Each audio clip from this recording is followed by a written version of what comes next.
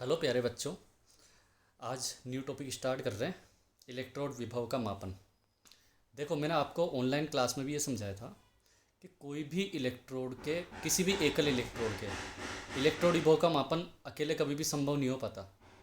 इसलिए क्या करना पड़ता है, एक इनडायरेक्ट तरीका अपनाना पड़ता है।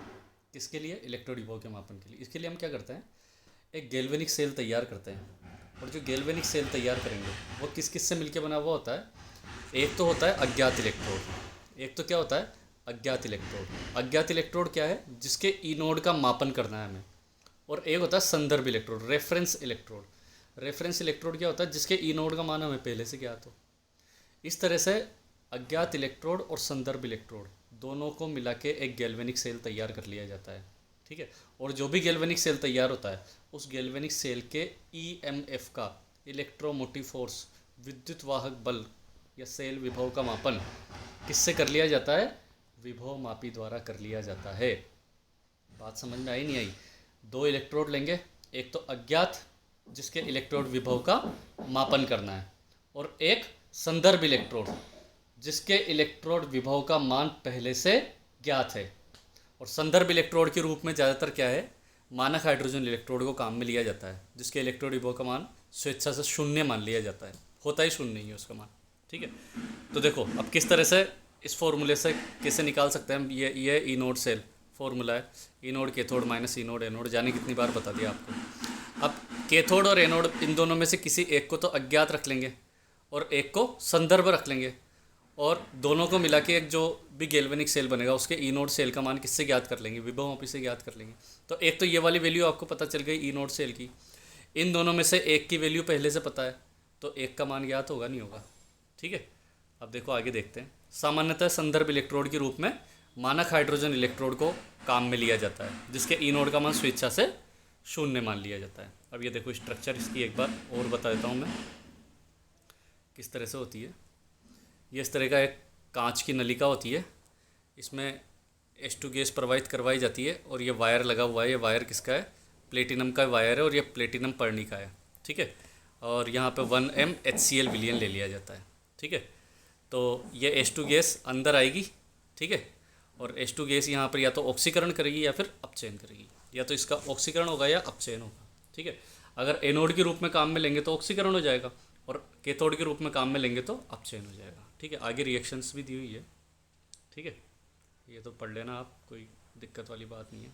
देखो आगे बताता हूँ इसमें मैं इम्पोर्टेंट बात। यदि SHE को एनोड के रूप में लिया जाता है तो कौन सी अभिक्रिया होती है? ऑक्सीकरण की अभिक्रिया होती है। और किस तरह से होगी? हाफ H2, या तो हाफ H2 ले लो या फिर H2। अगर H2 लोगे तो फिर वो 2H प्लस में चेंज होंगे। हाफ H2 का मतलब क्या हुआ? एक ही हाइड्रोजन हुआ केवल। ठीक है। तो half H2 equals to H plus plus 1 electron. तो यहाँ पे क्या हो रहा है? इसका ऑक्सीकरण हो रहा है ना।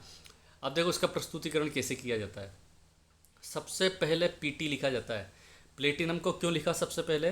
क्योंकि H2 गैस प्रवाहित किस पर हो रही है? प्लेटिनम मेटल पर। एक बात यहाँ पर गौर करने की है, यहाँ पर प्लेटिनम एक निष्क्रिय इलेक्ट्रोड का कार्य करता है। निष्क्रिय इलेक्ट्रोड यानी कि केवल यहाँ पर ऑक्सीकरण और अपचयन की अभिक्रिया संपन्न होगी। प्लेटिनम खुद अभिक्रिया में इन्वॉल्व नहीं हो रहा, केवल प्लेटफॉर्म देने का काम कर रहा है। ठीक है। आगे देखो, यदि SHE को कैथोड के रूप में लिया जाता है तो कैथोड पे तो अपचयन की अभिक्रिया होगी, और अभिक्रिया कौन सी होगी? H plus plus 1 electron equals to half H2। ठीक है। ये H प्लस कहाँ से प्राप्त हो रहा है? ये देखो, आप वापस से मैं बता देता हूँ। ये आपने कौन सा सॉल्यूशन ले रखा है? 1m HCl सॉल्यूशन ले रहा है ना, ले रखा है ना। तो ये H प्लस और Cl माइनस में टूटता है, तो यहाँ से H प्लस। मैंने क्या कहा था? जो भी इलेक्ट्रोड लिया जाता है ना, उसी इलेक्ट्रोड से संबंधित अम्लीय विलयन लिया जाता है। ठीक है। तो अगर कैथोड है तो इसका प्रस्तुतिकरण कैसे करेंगे? वही पहले जैसे हम लिखते थे ना, कैथोड का जब भी लिखते हैं तो पहले धातु आयन फिर धातु, लेकिन ये तो क्या है? अधातु है। ठीक है। तो अधातु आयन फिर अधातु और उसके बाद प्लेटिनम। ठीक है। प्लेटिनम लिखना बहुत ज़रूरी है यहाँ पर। प्लेटिनम लिखना क्यों ज़रूरी है?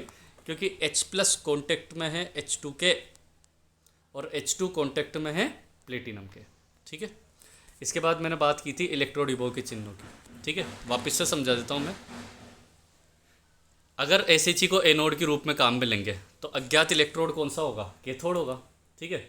तो इस पर कौन सी अभिक्रिया होगी? अपचयन की अभिक्रिया होगी। अगर देखो समझो ध्यान से, अगर SHE को एनोड के रूप में लिया, अगर SHE को एनोड के रूप में लिया और अज्ञात इलेक्ट्रोड कैथोड के रूप में, तो इस पर अपचयन की अभिक्रिया होगी। किस पे? अज्ञात इलेक्ट्रोड पे अपचयन की अभिक्रिया होगी, इसलिए अज्ञात इलेक्ट्रोड धनात्मक होगा। देखो आगे, जैसे देखो ये E naught cell equal to E naught cathode minus E naught anode, ठीक है। अब E naught cell, E naught cathode, ये तो क्या मान लिया आपने? अज्ञात मान लिया। और ई नोड एनोड की जगह क्या लिख दिया? ई नोड SHE लिख दिया, ठीक है। तो ई नोड सेल बराबर E naught cathode minus zero.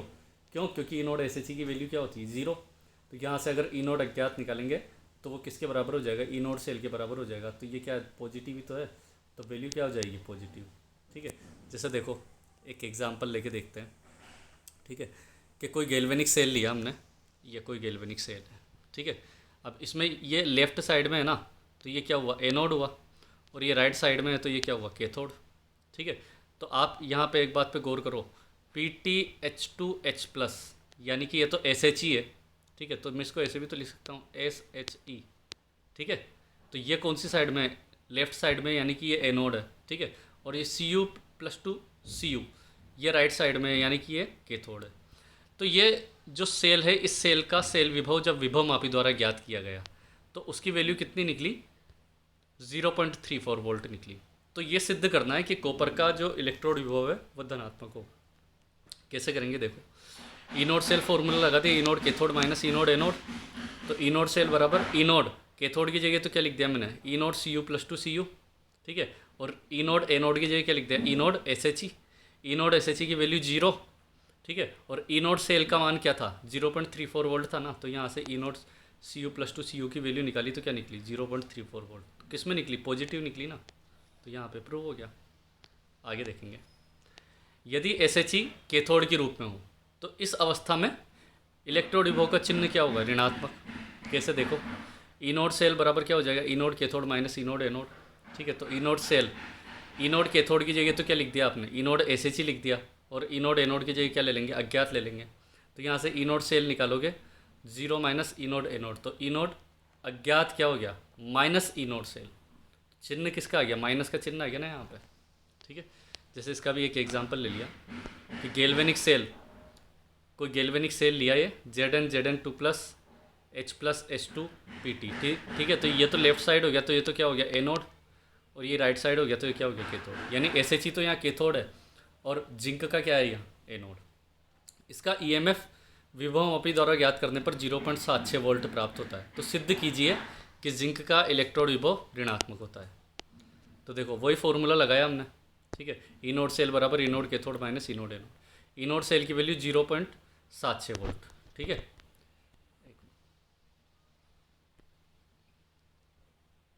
0.76 volt, ठीक है। ई नोड कैथोड तो क्या हो गया? SHE हो गया। तो E node SHE minus E node Zn2+Zn, ठीक है। तो यहाँ पे बच्चों को एक डाउट था, एक का मेरे पास क्वेश्चन भी आया था कि सर रिएक्शन में तो Zn+2 था, लेकिन आपने यहाँ पे जब प्रदर्शित किया तो इसको ई नोड Zn2+Zn से क्यों प्रदर्शित किया? यहाँ 2+ भी लिख दो, +2 भी लिख दो, इतना कोई वैल्यू नहीं रखता। प्लस को आगे लिख दो अंक के या पीछे लिख दो, बात बराबर ही है, ठीक है। NCERT में ज़्यादातर क्या है, आपको अंक आगे और साइन पीछे देखने को मिलेगा, ठीक है।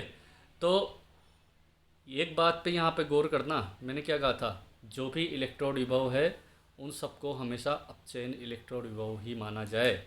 ये बात कौन कहता है? IUPAC के अकॉर्डिंग जितने भी अपचयन इलेक्ट्रोड विभव के मान हैं वो ही उस इलेक्ट्रोड का मानक इलेक्ट्रोड विभव होता है। इसलिए हमने यहाँ पे इसको किस तरीके से लिखा? अपचयन इलेक्ट्रोड विभव के रूप में लिखा है, ना कि ऑक्सीकरण इलेक्ट्रोड विभव के रूप में, ठीक है। तो जब ई नोड Zn+2 Zn की वैल्यू निकालेंगे तो कितनी निकलेगी? वो -0.76 वोल्ट, ठीक है। तो ये हुए अपने इलेक्ट्रोड विभव के चिन्ह, ठीक है। तो इलेक्ट्रोड विभव का मापन SHE के द्वारा किस तरह से किया जाता है और उस इलेक्ट्रोड का इलेक्ट्रोड विभव जो ज्ञात हो रहा है उसका साइन क्या होना चाहिए, ये आज के लेक्चर में मैंने अच्छे से समझाया, ठीक है। फिर भी किसी को किसी भी तरह का कोई डाउट है तो आप क्लास में पूछ सकते हैं। धन्यवाद।